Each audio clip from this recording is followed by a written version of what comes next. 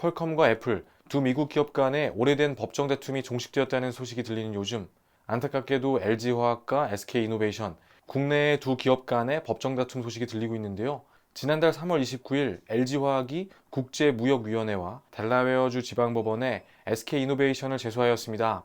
주된 이유는 영업비밀 침해이고, 그 근거로 70여 명의 전자사업본부 핵심 인력들이 SK이노베이션으로 이직을 했고, 이 과정에서 핵심 기술이 유출되었다는 주장, 그리고 이직 과정에서 LG화학에서 수행한 업무 내역과 프로젝트를 함께한 동료들의 실명을 기술하도록 한 것을 그 근거로 삼았습니다. 여기에 대한 SK이노베이션의 입장은 어떨까요? 경력직으로의 이동은 당연히 처우 개선과 미래 발전 가능성 등을 고려한 이동이고, 당사자의 의사에 따라 진행된 것이라는 거죠. 이 이야기, 각자의 의견들이 있을 수 있는 부분이기 때문에 저까지 나서서 왈가왈부하는 것은 좋지 않을 것 같고, 오늘은 이 이야기들의 뒤에 있는 이 배터리 시장과 관련한 더 중요한 이야기들에 집중해 보려고 합니다. 기본적으로 이 스마트폰 시장, 그 다음에 어떤 것이 있냐는 물음, 어쩌면 모든 제조사들의 미래가 달려있을 수도 있는 가장 중요한 물음이 되겠는데요. 어떤 관점에서 바라보느냐에 따라 조금씩 명칭이 달라질 수 있겠지만, 결국 이 지점에서 하나의 해답을 찾을 수 있겠죠.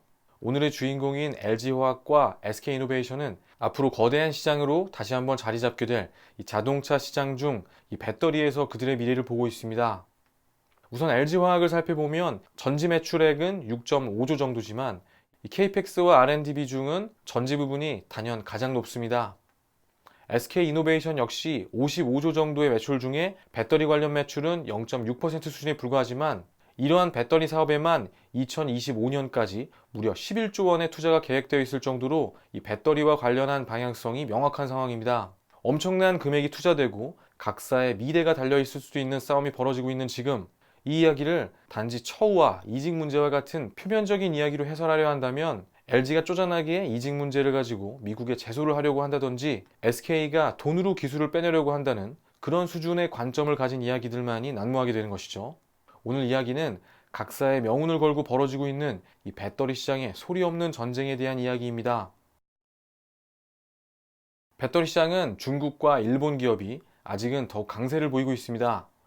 파나소닉의 뒤에는 테슬라라는 현재 1위의 전기차 업체가 있고, 중국은 국가적인 차원의 전방위적인 지원에 힘입어 내수 시장을 베이스로 빠르게 몸집을 키웠습니다. 국내 상황을 살펴보면 LG화학, 삼성 SDI, SK이노베이션이 있죠. 물론 아직 국내 기업들은 일본과 중국만큼의 점유율을 가져가지는 못하고 있습니다. LG화학이 10% 벽에 근접해 있고, 삼성은 4% 미만, 후발주자인 SK하이닉스는 1%대의 점유율을 가져가고 있죠.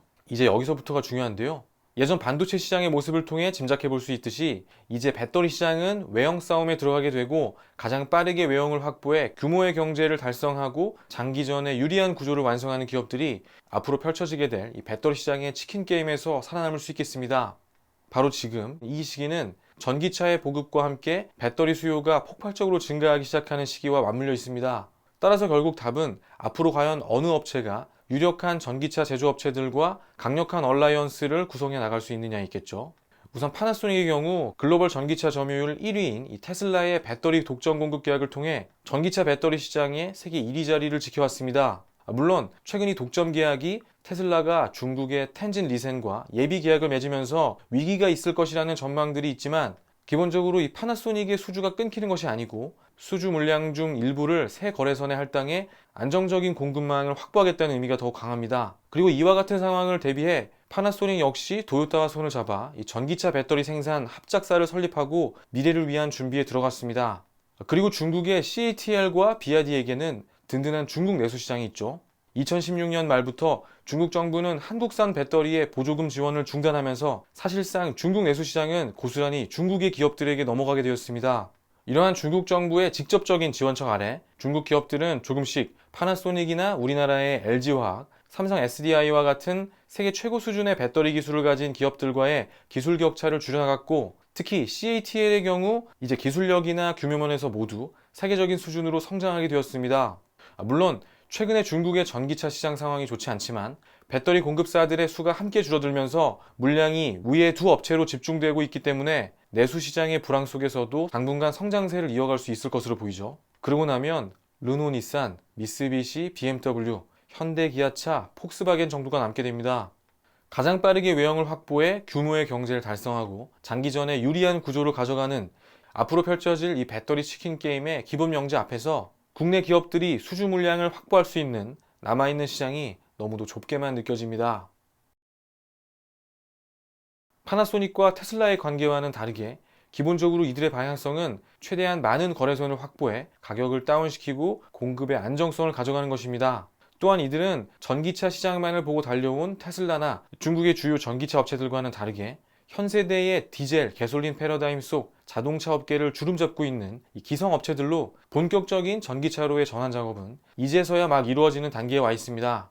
이 중에서는 폭스바겐이 2021년에 80만 대, 2031년까지는 900만 대 규모의 압도적인 생산 계획을 가지고 있어 국내 기업들이 노려볼 만한 상황이지만 기본적으로 거래선 다변화를 추구하는 이른바 외주, 내재화 병행의 투트랙 기조를 가지고 있습니다. 이 내용을 조금만 더 자세히 설명해보면 LG화학, 삼성 SDI, CATL의 이 SK이노베이션을 외주화 파트너로 선정해 일정 부분의 물량을 할당하고 나머지 생산은 내주화해서 테슬라와 파나소닉의 관계처럼 별도의 파트너를 선정해 원가 경쟁력을 높이는 방식인데 현재는 SK이노베이션이 이 내주화의 파트너로 협상을 진행하고 있죠. 개별적으로 살펴보면 이 내용들이 모두 기분 좋은 소식들이지만 이 내용들을 종합해보면 결국은 중국과 테슬라를 제외하면 아마도 나머지 시장에서 가장 큰 부분이 될 것으로 보이는 폭스바겐의 수주를 두고 나머지 업체들 간의 치열한 수전이 벌어지고 특히 국내 업체들끼리의 경쟁이 대두되는 그런 형국이 그려집니다.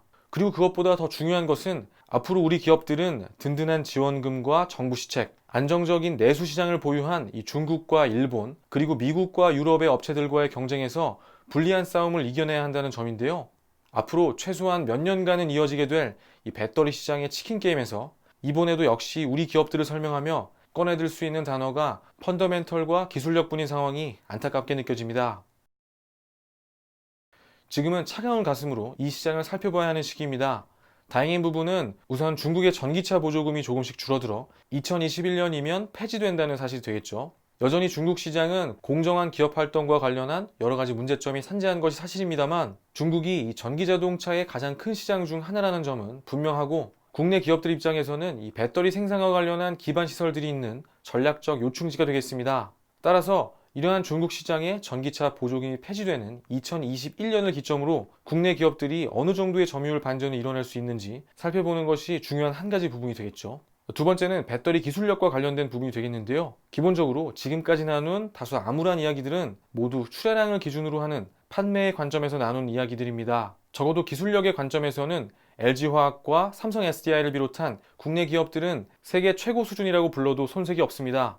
이제 앞으로 살펴볼 부분은 현재의 기술 격차를 어떻게 지켜가는지, 그리고 더 나아가 우리 기업들이 차세대 2차 전지가 가진 이 기술적 한계를 극복하고 시장에 새로운 배터리의 시대를 열 수 있는가 하는 부분이 되겠습니다. 세 번째는 테슬라를 제외한 기성 자동차 업체들의 전기차 프로젝트들이 얼만큼의 성과를 낼 수 있느냐 하는 점이 되겠는데요. 앞서 이야기 나눈 이 폭스바겐이 말하는 2031년 900만 대라는 그들의 전기차 목표 생산 규모는 최근 몇 년간의 전기차 업체의 전체 판매량은 우습게 만들 정도로 엄청난 규모가 되겠습니다. 이 이야기를 바꿔 말하면 이 시장의 진짜 싸움은 지금부터라는 것이죠. 폭스바겐, BMW, GM을 비롯한 기성 자동차 업체들의 전기차 프로젝트들이 본격화되는 2020년대에 전기차 시장은 물론 이 배터리 업계는 지금과는 확연히 다른 지형이 만들어질 것이라 생각합니다. 지난 수십 년간 반도체 업계가 그래왔던 것처럼 말이죠.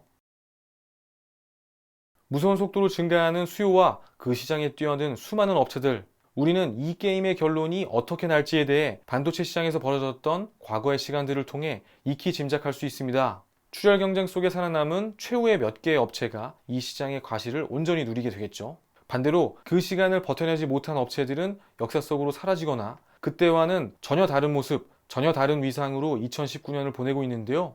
그러한 이유로 어떤 이들은 예민함, 지나침과 같은 단어를 떠올릴지도 모를 이 양사 간의 법적 공방에 대한 이야기가 저에게는 반드시 살아남아야 한다는 절실함과 위기의식이 느껴졌던 이야기로 다가왔고, 반대로 든든한 보조금과 지원 정책, 압도적인 규모의 내수 시장 속에서 조금은 유리한 싸움을 이어나가고 있는 다른 나라 기업들의 이야기가 매우 부럽게 느껴지기도 했던 하루였습니다. 마지막으로 최근 비메모리라는 단어에 많은 사람들의 관심이 집중되어 있죠. 물론 이 메모리 반도체의 수출 구조가 지나치게 편중되어 있으니 비메모리를 강화하자는 방향성에도 동의하지만 우리 경제를 든든하게 받쳐줄 제2의 반도체, 제3의 반도체를 만들어가는 건 역시 중요한 방향성 중 하나가 되겠습니다. 오늘 이야기 나누고 있는 이 배터리 산업이 앞으로 우리가 관심을 가지고 지켜봐야 할 바로 그러한 잠재력이 있는 시장 중 하나가 되겠는데요. 다시 한번 이 시장을 우리의 것으로 만들어가는 우리 기업들의 모습을 기대해 봅니다. 행복한 주말 보내십시오. 시청해 주셔서 감사합니다.